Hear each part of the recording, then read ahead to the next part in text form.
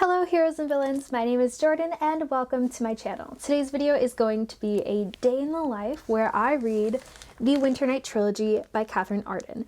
Now, if you're wondering why this is wrapped, it's because I had a crazy idea at the beginning of December to do a advent calendar book challenge where I read a book every day.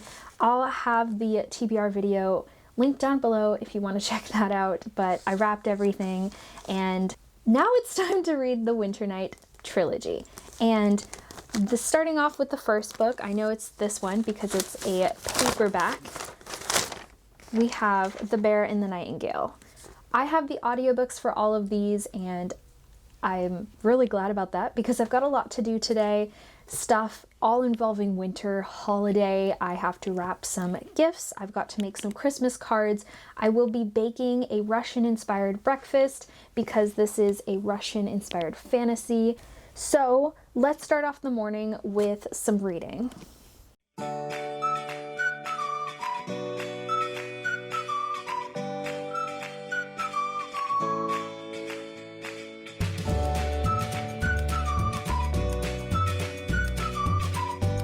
So it's about 10:40 now. I sat down and read 100 pages of The Bear and the Nightingale.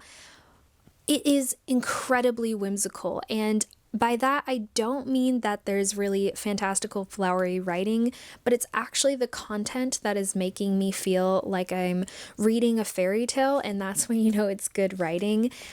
So far, there's a lot of winter scenes, there's household gods, there's royalty. So far, what I can tell you is it's about this rich Russian family who lives in the countryside, so they're not that close to the elite. However, they do have connections with the current king because the protagonist's mother's mother was actually the queen, or I don't know if that's the correct term, but she was a royal figure and she passed down her magic through her daughter to her daughter, which is the protagonist. So her daughter, Vasilisa, is hiding her magical abilities because people are terrified by what they don't understand. And that's really all I can tell you right now. There's no rising action. But I am just really happily following along the story with Vasilisa's adventures as she's meeting these really odd creatures. It really reminds me actually of Spirited Away. You know, all those bathhouse creatures that pop up and you're getting to meet them. Well, this time it's like Spirited Away, but with household Russian gods. Because I'm really enjoying this story and want to sort of put myself more into the world, I'm going to be making a Russian-inspired breakfast. I was watching Life in Russia, a channel, and she made a video about traditional Russian breakfast, and so I'm going to try my hand at Syrniki's. Apparently, they're like a mix between a pancake and a cheesecake, and I love both of those things, and I'm starving, so let's go make some Syrnikis. Welcome to my kitchen. This is now Jordan's cooking show. We're gonna start off with some ingredients. You'll need 2 cups farmer's cheese. I used cottage cheese, 4 large eggs, 3/4 cups all-purpose flour, 3 tablespoons sugar, 1/2 teaspoon salt, 1 teaspoon baking soda, 1 teaspoon white vinegar, and 2 to 3 tablespoons olive oil. If you end up using cottage cheese like I did, make sure to drain it first and then put it in a large bowl together with the eggs, the sugar, and the salt, as well as the flour. Don't forget the flour, as you'll see I did. Then you're going to place the baking soda in a small bowl and add vinegar, give it a stir as it fizzes, and add this mixture to the cheese mix and mix once again. Then you're going to add 1/2 cup flour to a small bowl, place a heaping tablespoon of the cheese mixture and put it into the flour.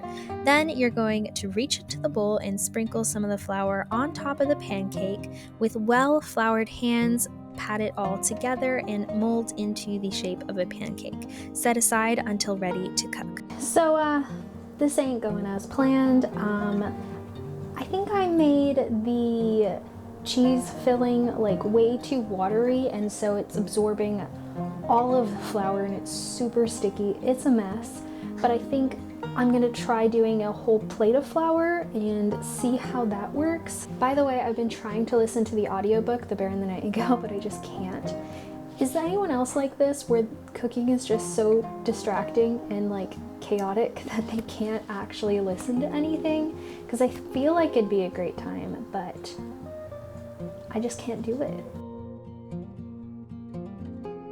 Okay, so the plate thing kind of worked. I now have about 6 or 7 blobs that I can start to cook. So I'm going to take my skillet and I'm gonna put about 2 tablespoons of olive oil and start sizzling them up as I continue to work on some more. Everyone who's already made these is probably laughing at me right now, and I probably deserve it. Once you've added olive oil to the skillet and it's hot, place the patties directly into the skillet as you mold them. Sauté until golden brown, about 3 to 4 minutes each side, flipping over once during cooking. Transfer to a plate and enjoy. Alright, so it's done. I definitely didn't listen to the recipe correctly or something, but in the end, I do have my Syrniki. I don't have any fruits to go with this like they recommend. I do have whipped cream though. Gonna put some on there, and here we go. Let's try this. I'm a little worried because there's so many ways this could have gone wrong. Let's see.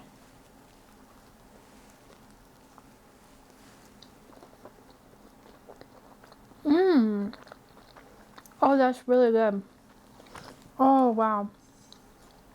Oh, it's like funnel cake. You should have videotaped that reaction. I did. I am filming. I'm filming right now. Perfect. Okay, that was worth the chaos. All right, I'm gonna continue eating this and I'm gonna read, and then we'll check back in for our next thing we've got to do. Now that my stomach has been sated, that angry monster, I'm gonna start on some Christmas decorations. As you can see, I've already hung up some lights, I've already done some decorations, but there's 2 projects in particular that I've been wanting to make and just haven't had the time. So the first one I found on Pinterest, as well as the second one. Do I live on Pinterest? No. Am I on there consistently? Yes. Anyway, the first idea is some orange peel garlands. I have been cutting them out into little stars, and they've been drying for about a week. I have about 50 of them, and I'm just going to string them up so I can hang them on my Christmas tree. The second idea is like this paper present garland, and it looks so cute. It's basically just origami with some tied on ribbon, and I want to also add to that garland with these guys. So I'm going to be making more of these, making more of the paper presents, and stringing up the star garland, all while listening to The Bear and the Nightingale. Hopefully maybe I can finish that by the time we're done.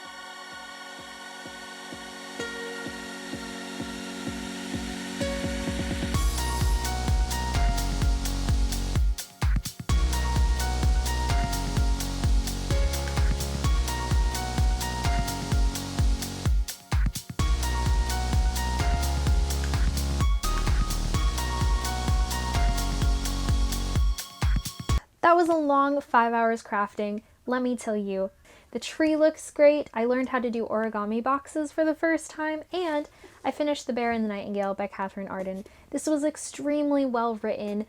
As one of the quotes says, this is a story of bears and nightingales, of spells made from sapphires, and a witch who lost her daughter.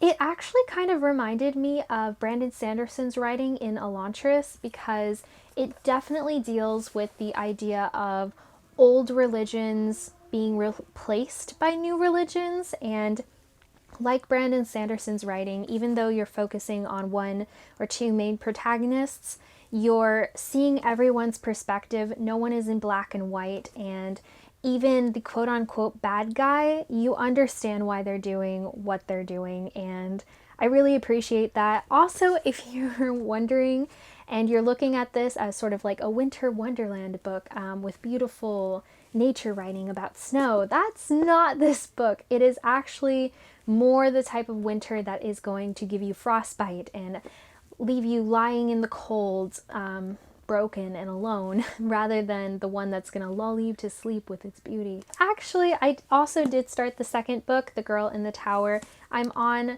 chapter 5, which is about 30-ish pages into it, and it starts off with the protagonist's family members that you sort of see in the beginning of book 1. What we're going to do now is get to wrapping. That is the next thing on the list, so let's go do that.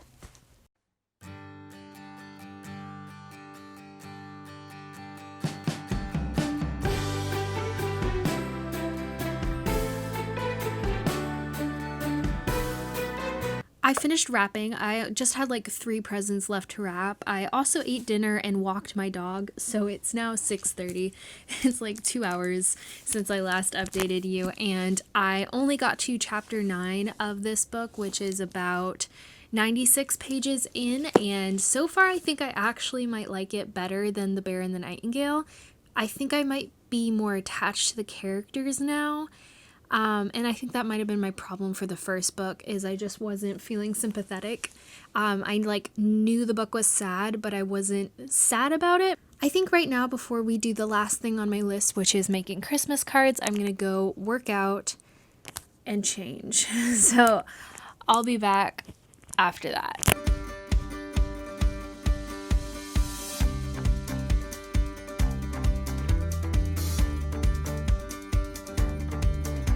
Alright, so I've exercised, I've showered, I've changed, and I have listened to more of The Girl in the Tower. I'm at page 162 now, so we're making some progress.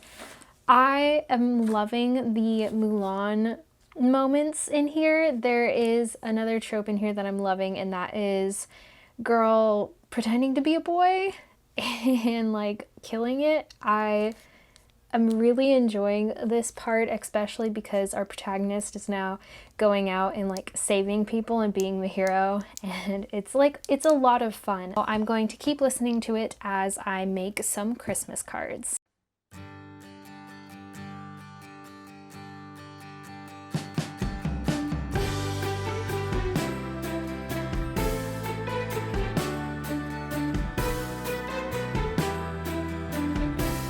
I just finished reading The Girl in the Tower, and I need the third book right now. I am going to start immediately. I just finished drawing for my Christmas cards, so I'm going to actually put it all together now, and while I do that, I'm going to go into the third book right now. I am so much more attached to the characters now than I was in the first book. I didn't really care to continue on in the first book.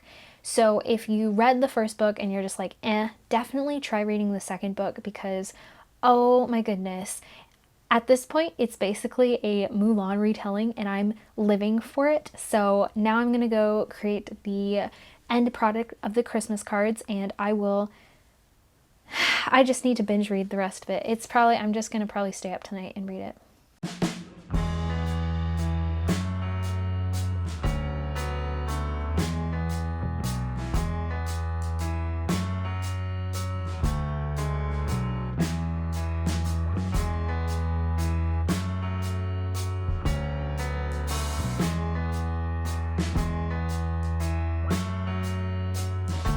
I finished my Christmas cards. They are looking so cute. I am very proud of how they turned out, and I'm 30% of the way through The Winter of the Witch. Something painful just happened, and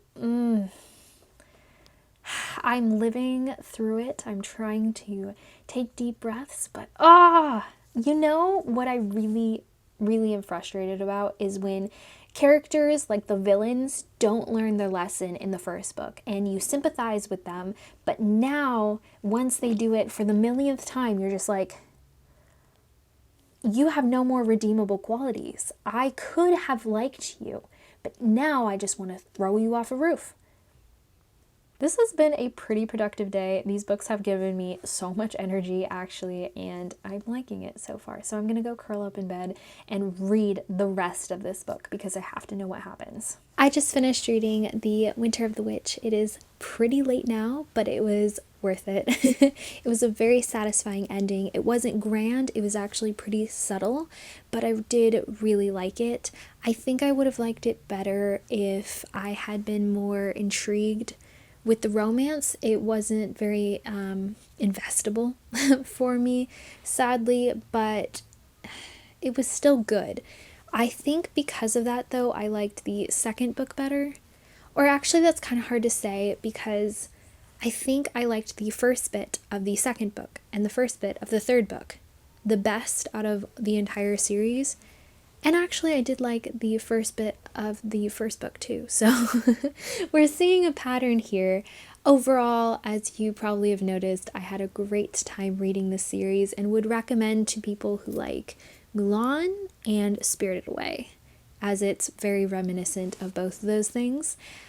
But that is it for this video. I hope you enjoyed. If you did and want to support my channel, like this video, comment down below what you think of the series, if you want to read it, if you've read it, and subscribe if you haven't. And I will see you in my next video very soon.